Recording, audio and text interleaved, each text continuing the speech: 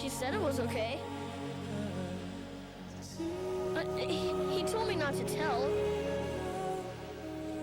Oh, I wish I could tell someone.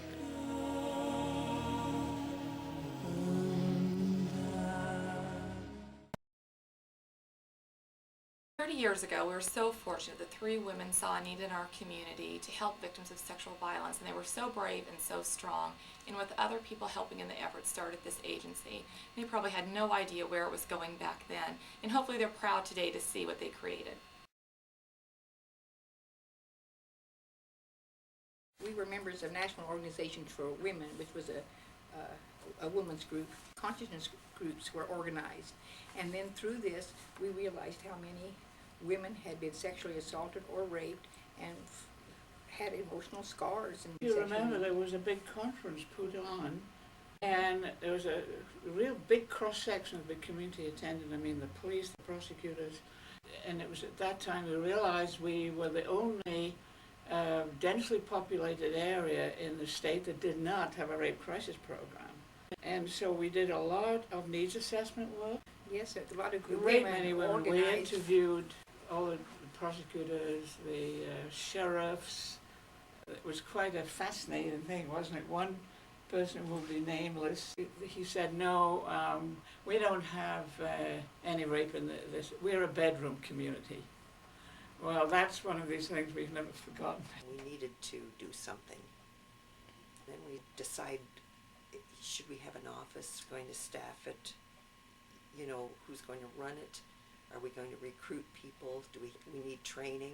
One day we're having a meeting. We said, okay, we'll do it. We started out in the mental health center in Richland. It was a community mental health center at that time, which was federally funded. And one very astute young woman who worked there read a little small print, and it said that a community mental health center had to provide the proper treatment for rape victims. Yeah, the first time I remember that we really had a need is an attorney called me and says, a woman just called and she's been raped and she doesn't know what to do and I don't know what to do, and you need to get up one of those things you keep talking about. There were probably 6 of us to start with. We set up a training. We formed a coalition, state level, which gave us recognition, to organize this with the help, I might say, of a wonderful group of women. You know, we were pioneers in this area. The idea for Kids Haven was that there needed to be some consistency and rules throughout Washington State for the child interviews. I went to a training where at the very last 5 minutes of the training they talked about the concept of Children's Advocacy Center. I thought it was very interesting and exciting. There was a push both within the state of Washington and nationally in terms of the procedures and the protocols that were used to interview children, specifically in child sex abuse related cases. This kid came up to me and said, you know, he was a 7 or 8-year-old child, and says, how many times do your adults have to ask me the same questions? I mean, it's a very simple question from a child that basically opened our eyes to what a child is going through. It's difficult for us as adults, if we haven't been through it, to see what that child's going through, at having to relive and relive and relive every time they relate what happened to them. They want to get over it for the most part. They want to move on. And for us to try to do something towards that, I think Kids Haven was our goal, is to try to reduce those numbers of interviews. With Kids Haven, the advantage is to try to minimize the number of interviews, but also to have a professional interviewer so we can get really good results on these interviews, and also have these interviews done in a child-friendly atmosphere. Being able to have SARC located in the same office so we can hook up children and also other victims with advocates right there, and I think that fosters the relationship.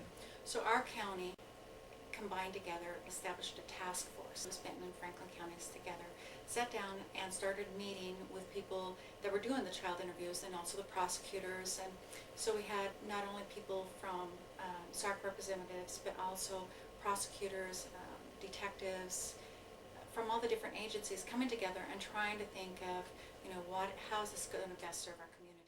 I went to Andy Miller and to Steve Lowe to talk about that, and fortunately they were at least interested enough to pull together a task force to look at a Children's Advocacy Center concept. It started off with the prosecutors and administrators from the law enforcement agencies and the director from the Sexual Assault Response Center and some other interested parties. We had everybody working together to try to make this work.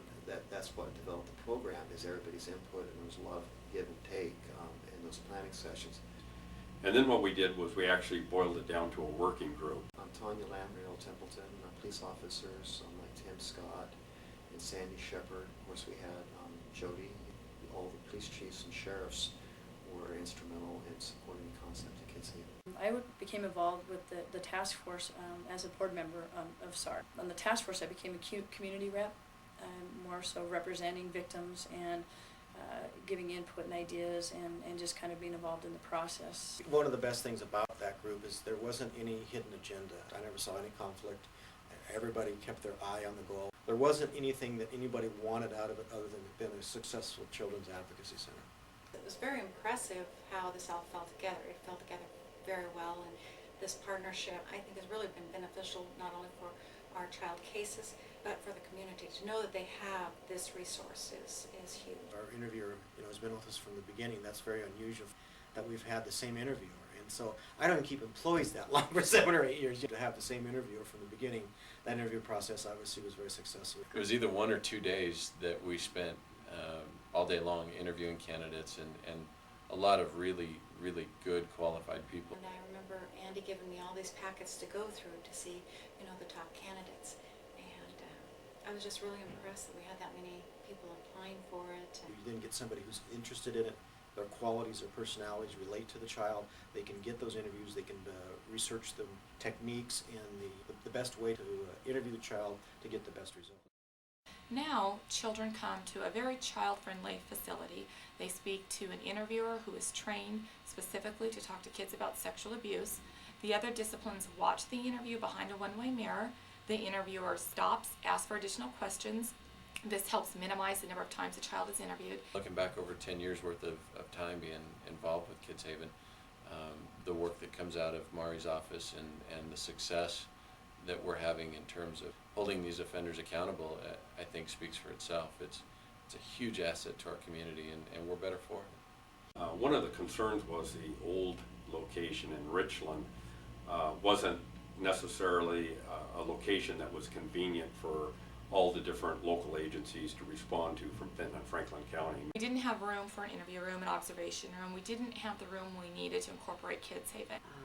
The Richland office had, probably 3 offices, a main area, and a library. It was basically just kind of like an office complex as opposed to a center. You had to go up a slide of stairs that were steep and wooden, and then you turned the corner and on up again. I don't think there were very many offices with wooden chairs, wooden tables. There wasn't the space to add on or incorporate other offices over there, so it was pretty much automatic that the decision was made we were going to go elsewhere.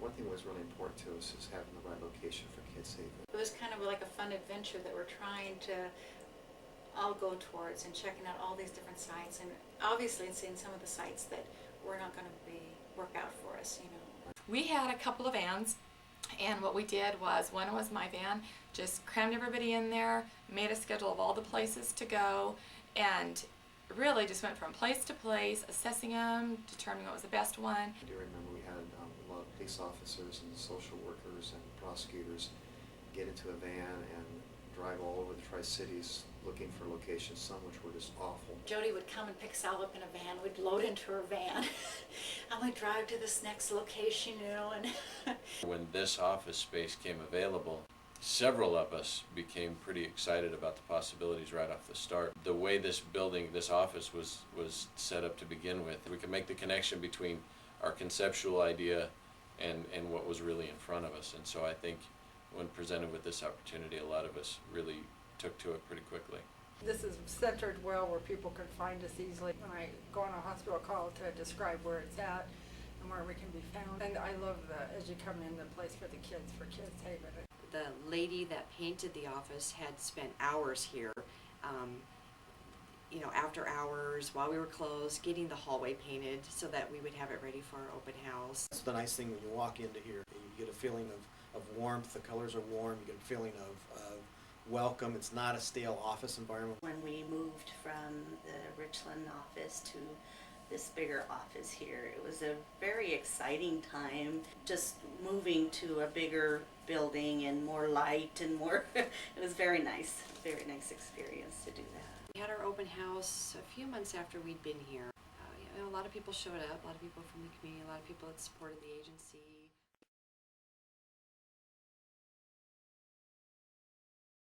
And we became master fundraisers. We didn't get money from United Way. We had fundraisers of cookie sales. I think we sold hot dogs at some summer basketball games down at Richland High School. And this was before they had the hoops and the starry nights and all of that. Hot Hoops was a fundraiser that we began many, many years ago, and I think we had it for about 3 or 4 years. It seemed like a good idea at the time. The Hot Hoops was a big fundraiser for SARC. That was a lot of work. It was a lot of fun. We set up the night before, set up the tables, and umbrellas. A lot of it was just the runaround and getting the courts chalked, and closing down the road and stuff like that. There were a lot of people running around during Hot Hoops, and it was hard to get everyone together and make sure everything always worked. I worked a couple of the concessions where they had water and things like that, and I also refereed some of the kids' games. I'd say Michael Henry was our greatest fight breaker-upper. Michael was more effective in that area. I refereed several games one weekend and helped stop fights. It gets pretty serious at the end, the finals. I think I broke my back at Hot Hoops when moving away these real heavy wooden backboards. So I wasn't sorry to see that replaced by Starry Night. We began a Starry Night. We had the auction for 6 years at the home of Don and Lori Watts. It was a lot of fun. It was a lot of excitement. We had a live auctioneer out there working the crowd. That was always a fun event to raise money. I think also was good. A lot of us who work on these types of cases were under a lot of stress and a lot of pressure. We always want to do the right thing. I think the ability to socialize and see people in a different context has been very nice. It was fun. It was really nice to see people giving for such a good cause. One of those giveaways was the prosecutor, and I really enjoyed that because I got to meet a wonderful group of supporters of SARC. Just wonderful acts of kindness just to really help our agency and to help the children. That's where the money went. From a Starry Night, we now have an online auction. It worked quite well. It was quite exciting. I talked my husband into buying me all types of fun things.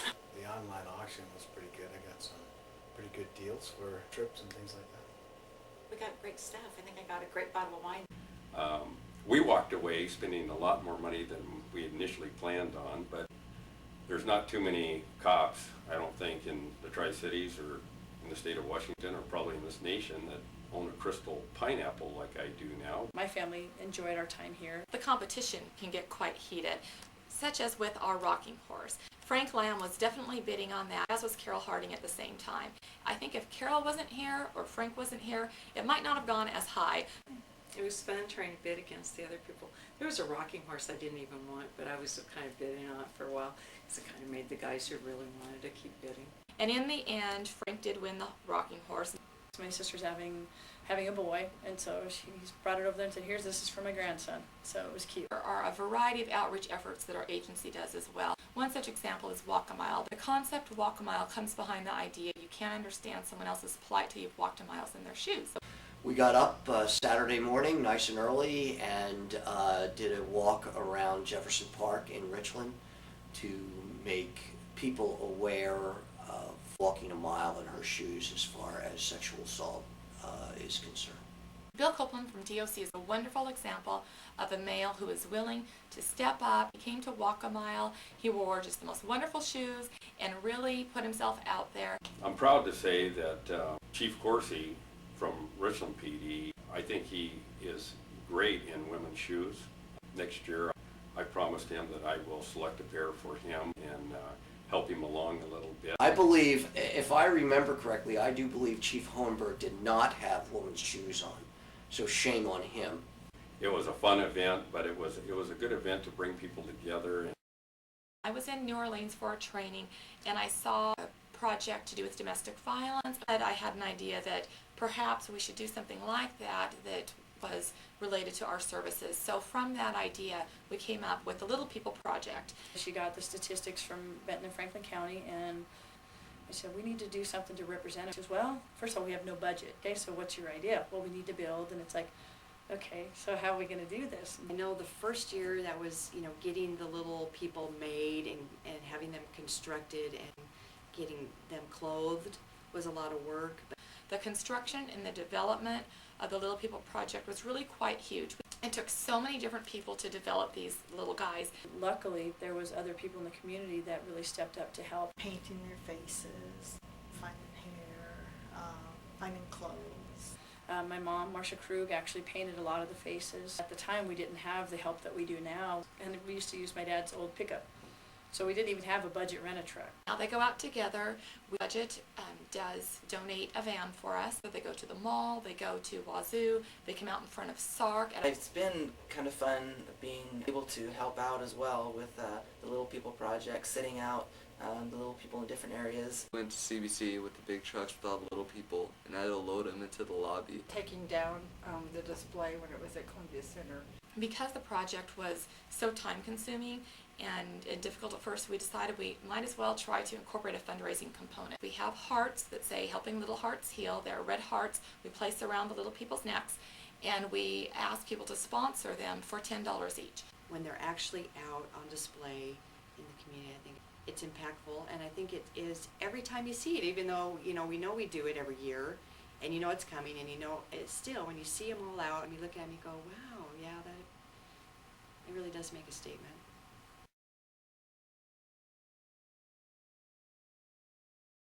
If you're really committed to working at this agency, it's not a job, it's really not a career, it's more of a lifestyle. It includes your entire family. Especially at nights when you would not get back in until 3 or 4 o'clock at night, and they would see that you were gone. One of the neatest things that has been for my family personally is my family did get involved. Mary had been an advocate with Claudia Gessel for over 10 years. Once I became a board member and then I started working here, my dad got involved with, he was a big sponsor of Hot Hoops. And then my mother actually became an advocate also, Marcia Krug. I first learned about SARC through my cousin. She was on the board of directors.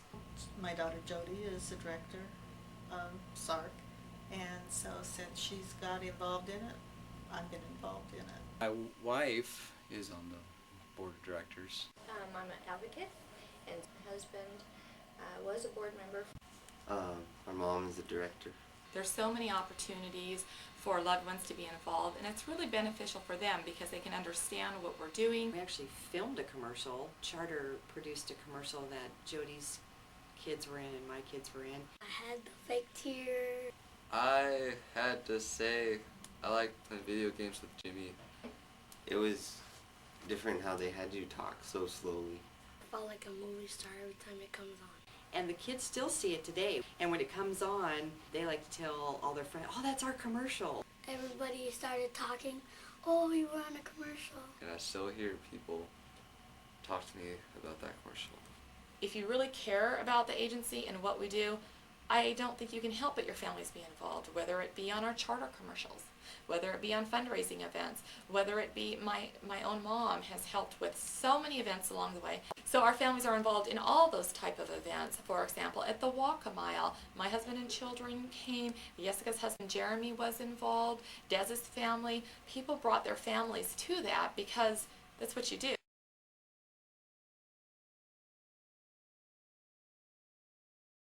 I've been working alongside SARC and Kids Haven now for just over 10 years. Almost 11 years. And For about 6.5 years. 5 years. Over 10 years. 20 years. About 12 years. Almost 8 years now. I was the director from 83 to 87. Since October of 1998. As a prosecutor in 1995. Back 78, 79. As a deputy prosecutor, I've been working with SARC for over 20 years. Since before it was called Sexual Assault Response Center. My mother was one of the founders of Rape Relief, the predecessor to SARC, and she would just talk to me about the problems with sexual assault cases in the criminal justice system. As a law school, I was aware of some of the issues, and I was aware of some of the good work that advocates could do.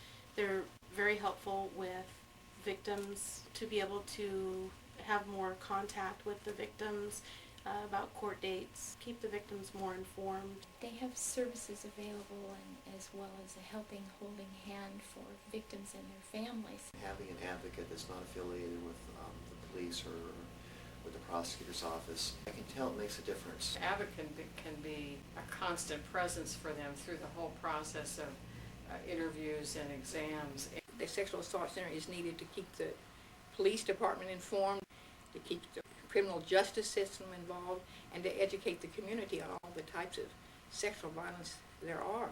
We need to support SARC while we work to reduce the reason why SARC exists.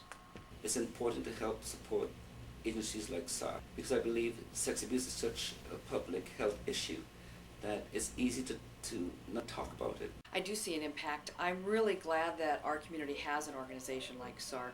I can't imagine what would happen to people in our community that need the variety of services that SARC provides if it wasn't here. There would be a huge void. There's no doubt about that. Soccer is important because it helps kids. The Sexual Assault Response Center is an agency that responds 24 hours a day, 365 days a year, so they're always available. That's one of the things that we appreciate. Criminal activity doesn't stop 8 to 5 Monday through Friday, and so we really value the fact that we can call regardless of the time, regardless of the day, regardless whether it's a holiday or not, and we can get an advocate out to help a victim.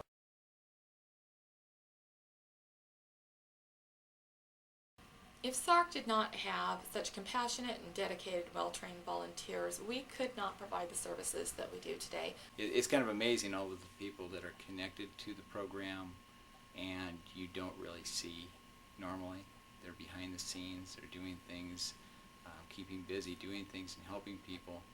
And I think it's really cool that SARC acknowledges that so well.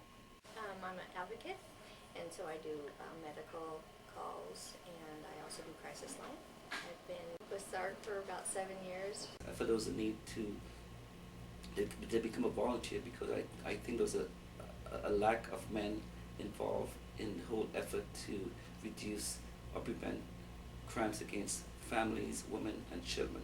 I have volunteered for the SARC training. I've been on the legal panel. I've had an opportunity to participate in the puppet theaters and be able to act and do some of the puppet show with other SARC volunteers and workers. So they hear very difficult stories in the middle of the night at all sorts of times, and it's so hard on them, and they don't have the benefit of other staff members being present to talk things through. As far as doing the job, I think the hospital was easier for me than doing the phone calls. Sometimes it's pretty traumatic or just hard dealing with the case that you're on.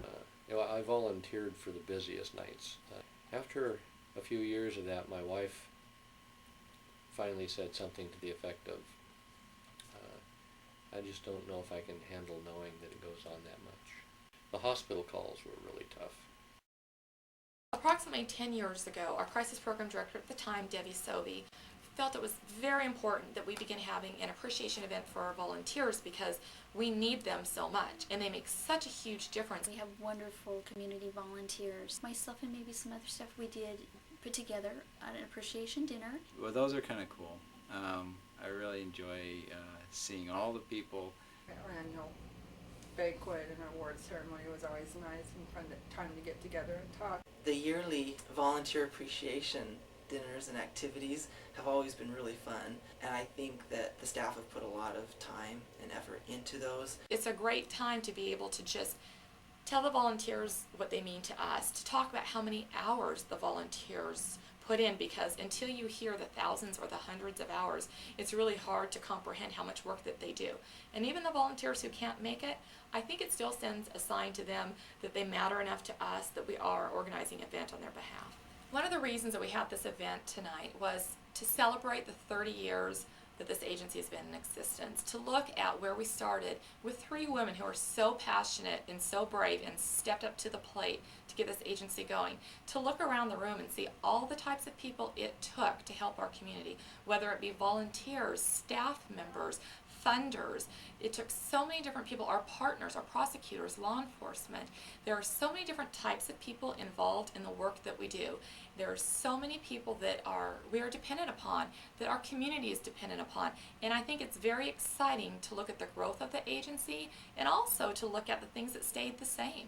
The passion is still there today as it was before. Our crisis program might have additional services, but we do the same thing that we did because it's what works. These women started something good. We need to acknowledge what we've done. We need to feel proud of what we've done, but it can't stop here. Part of tonight is also a call to action. It's to be able to realize that we've done a good thing. Everybody involved should be so proud. It should be somewhat emotional to them to look at what has been created. It is not one person or a small group of people that have done this. It's this room full and all the other people that couldn't make it tonight. And I think what we really need to look at is, this isn't the end, this is 30 years. This agency will always be here. Hopefully over time, maybe we have more on the prevention side because we have less clients, because the need is less. That would be wonderful. I think it would not be realistic to think we will never have victims. We want to minimize the number, and we want to enhance our services, and we want to always be forward thinking of how to do a better job and to meet the needs of our community members. And I just think it's very important for all of us to look at this. If we haven't been involved for years, how can we be involved again? How can we support this agency? Whether it's talking to other people about the work that we do, your involvement, it's just important to be energized again. Think about what's been done, think about what needs to be done, and not to stop your involvement now.